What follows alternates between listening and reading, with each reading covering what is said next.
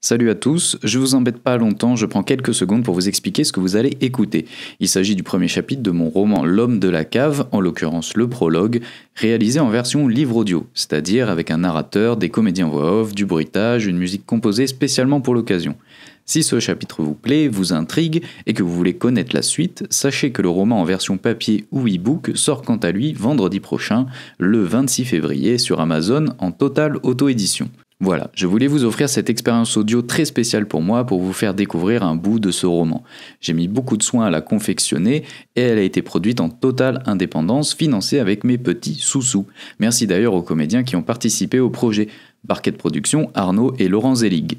Si vous aimez l'expérience, faites-le moi savoir. Partagez autour de vous cet épisode, il est aussi disponible sur Spotify, Deezer, iTunes Podcast, etc. etc. Installez-vous confortablement dans votre lit, sur un canapé, avec un bon casque. Servez-vous un thé bien chaud, parce qu'il est possible que vous frissonniez un petit peu à l'écoute de ce prologue audio.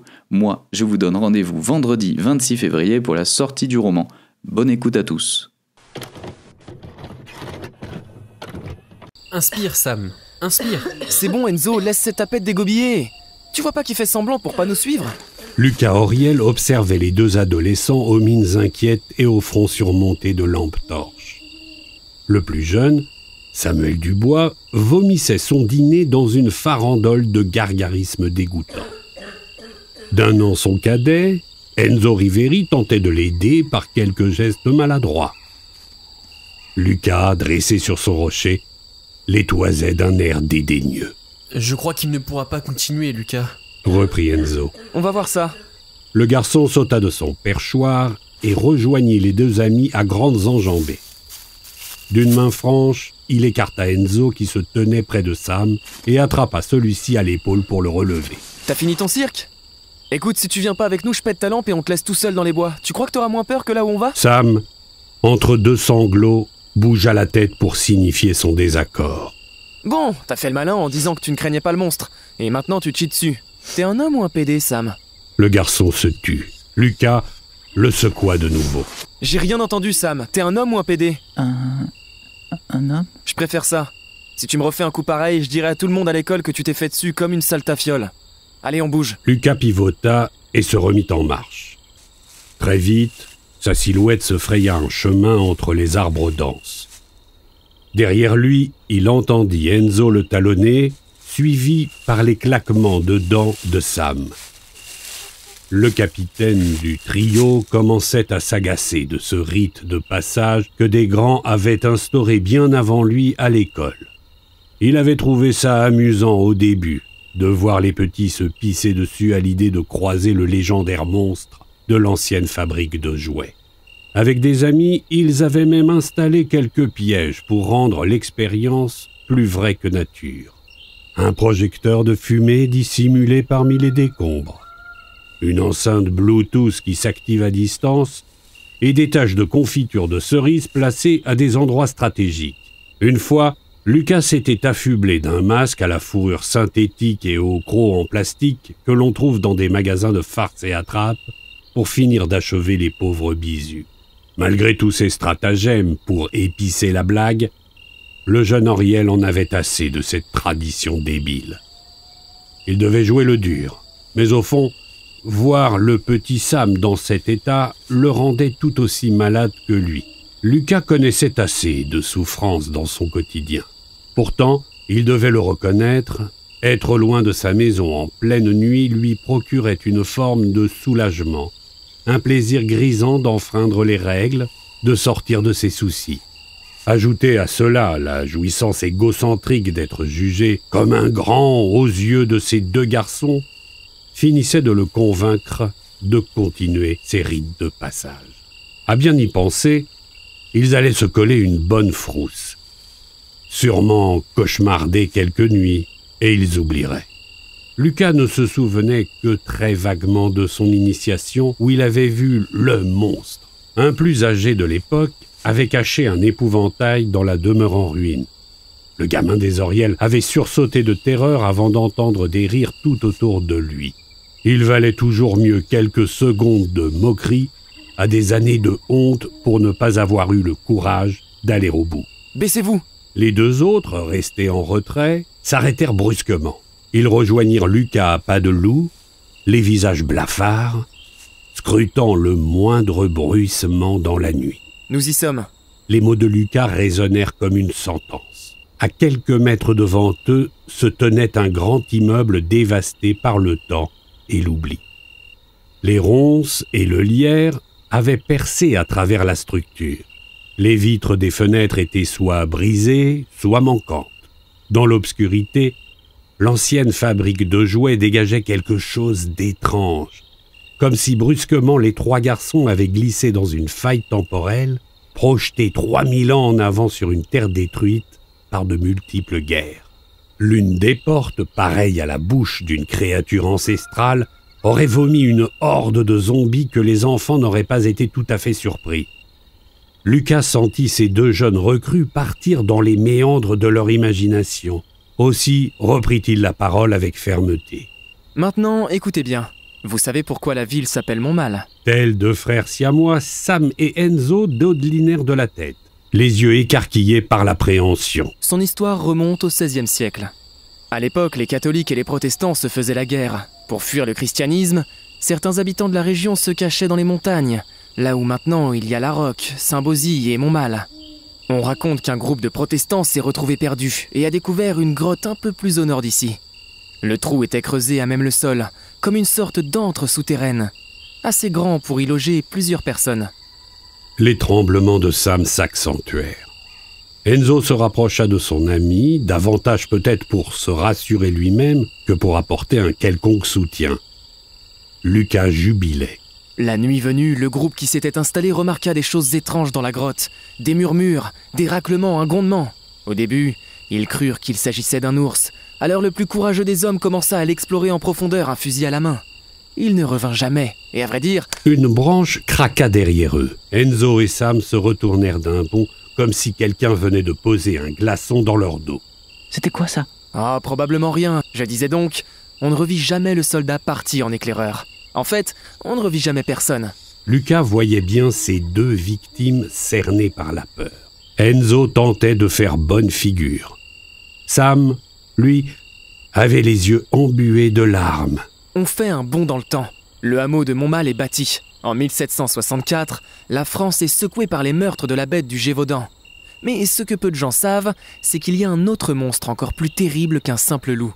Une abomination terrée dans les entrailles de la région, attendant patiemment son heure, se nourrissant de quelques chèvres ou biches de la forêt. Parfois, quand un villageois s'égare, elle en fait son repas. Une créature si terrifiante que le hameau décide de mettre en garde les nouveaux arrivants, en appelant leur bourgade Montmal, le mont du mal. C'est n'importe quoi ton histoire. Dit Enzo, dont la négation semblait être sa dernière défense. Ah oui. Alors comment tu expliques que la fabrique de jouets la plus prolifique des années 80, celle qui a permis à toute la région de trouver un travail, fasse subitement faillite et que personne ne veuille la reprendre? T'as entendu parler de la mondialisation? Discrètement, Lucas appuya sur un petit bouton qui enclencha l'une des enceintes Bluetooth dissimulées dans un arbre. Un grognement sourd et glaçant en sortit. Sam vira au blanc livide. Enzo serra sa mâchoire. Alors que la température fraîche de la nuit les enveloppait, les fronts des deux garçons suaient à grosses gouttes. La vérité, c'est que la bête a quitté son trou. Certains pensent que la chasse l'a affamée et qu'elle a été obligée de se rapprocher des villes. Toujours est-il que des gens qui travaillaient dans la fabrique ont dit avoir vu une ombre rôder autour des bâtiments. Un jour, la femme d'un employé, accompagnée de son bébé, est venue déjeuner avec son mari. La mère et l'enfant ont disparu. On les a retrouvés quelque temps plus tard, ou plutôt ce qu'il en restait.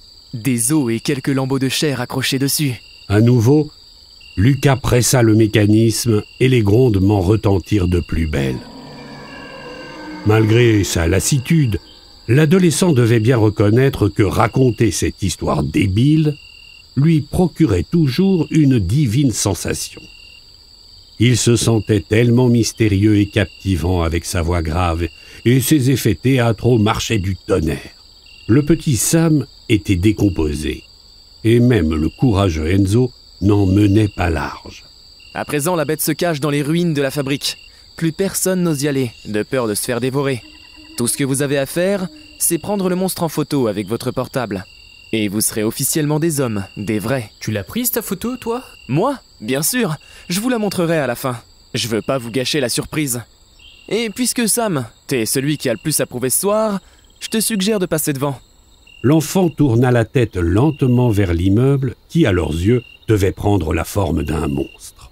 Allez le péteux, et sors ton appareil dès maintenant, la bête est drôlement rapide. Le jeune homme extirpa de sa poche son smartphone, ouvrit l'application photographie et s'avança hors de la forêt en direction des ruines. Quand il fut à bonne distance, Enzo se glissa vers Lucas et se pencha vers lui. J'ai vu la télécommande. En fait, tout ça, c'est du cinéma. Tu croyais quoi, que c'était vrai? T'es con ou quoi? Bien sûr que c'est du flan. T'es plutôt malin, c'est pas le cas de tout le monde. Alors, tu fermes ta gueule et tu laisses le petit affronter ses peurs. Si tu dis quoi que ce soit, tu vas en faire le bouc émissaire de l'école. On n'est pas obligé de le dire, non? C'est traditionnel, du con. Lucas s'élança pour suivre Sam, abandonnant Enzo au milieu de la nuit. L'adolescent rentra dans l'entrée principale, dont il ne restait des grandes portes coulissantes que les charnières rouillées. Des toiles d'araignées dansaient sous la lumière de sa lampe torche, telles les guenilles d'un spectre. Les nombreux courants d'air soufflaient une complainte inquiétante. Le décor était parfait. Sam s'était figé au milieu de la pièce, le corps secoué de frissons. C'est pas le moment de rêvasser, le péteux. Y a du bruit à l'étage.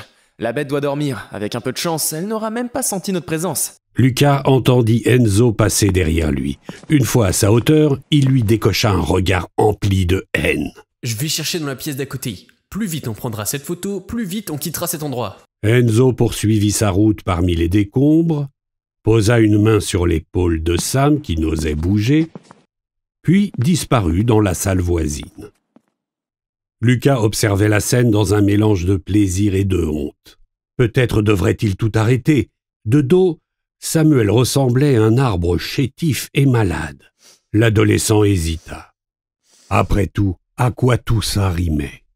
Il lui suffisait de mentir à l'école et le calvaire de son pauvre camarade s'arrêterait. Soudain, un cri résonna entre les murs. Enzo venait de hurler dans la pièce voisine, une plainte de terreur, un sursaut d'angoisse. Sam se précipita vers lui et Lucas suivit. « Qu'est-ce qui se passe ?» demanda le chef de la bande.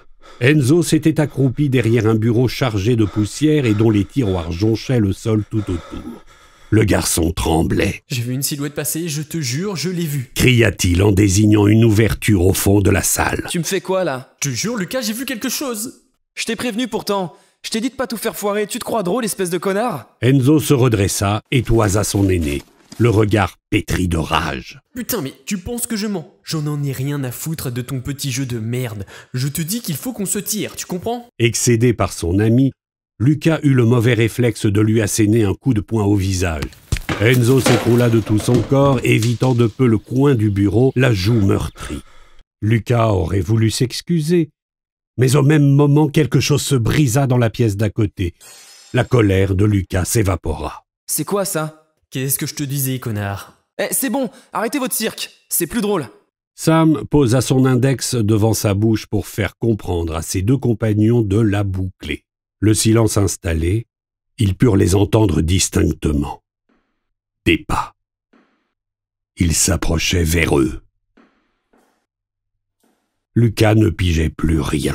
Ce n'était pas du tout prévu dans son scénario. Qui avait osé interférer? Pour sûr, une fois qu'il aurait trouvé le petit malin, l'adolescent lui ferait passer un sale quart d'heure. Trop occupé à pester contre cet imposteur, Lucas ne vit qu'au dernier moment Samuel Dubois empoigner le bras d'Enzo pour le relever. Les deux se mirent à cavaler en direction de la sortie. Lucas, étonné par cette fuite, resta figé à hurler contre les deux garçons. « Bande d'enculés, revenez! Tout ça c'est du flan, bordel, c'est moi qui ai tout manigancé! Putain, si je vous rattrape, vous allez voir! À l'école demain, je ferai en sorte qu'on vous jette de la merde sur la gueule !» Lucas Auriel hurlait à s'en arracher les cordes vocales. En crachant sa rage et sa frustration, il n'entendit pas les pas se rapprocher peu à peu de lui, ne perçut qu'au dernier moment le souffle froid se poser sur sa nuque, et quand il se retourna, il était trop tard. La gueule du monstre se referma sur lui.